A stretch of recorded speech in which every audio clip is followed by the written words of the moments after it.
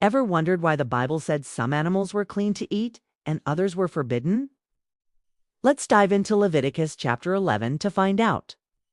In this chapter, God gives Moses and Aaron detailed instructions for Israel about which animals were clean and unclean. These laws weren't random. They were meant to teach a powerful lesson about holiness and set the nation of Israel apart from its neighbors.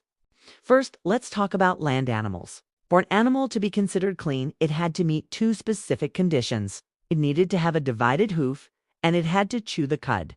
This means animals like cattle, sheep, and goats were on the menu.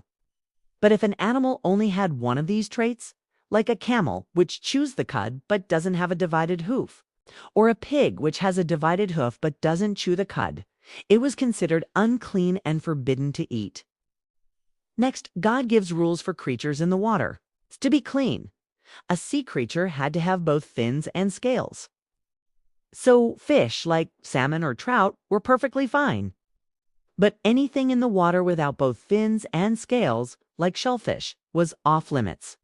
God also provides a list of birds that the Israelites were not allowed to eat. If you look closely at the list, you'll notice many of them are birds of prey or scavengers birds that ate other animals or dead things.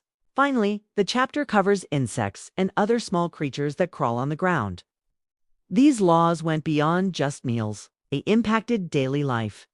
Simply touching an unclean animal could make someone ceremonially unclean, requiring a purification process. This was a constant daily reminder for the Israelites that they were called to be a people set apart for God. So, what's the bigger picture here?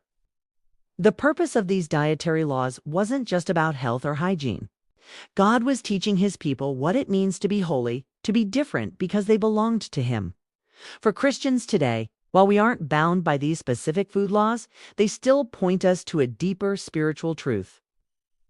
They remind us that God calls all of His people to live lives that are set apart, reflecting His character in everything we do.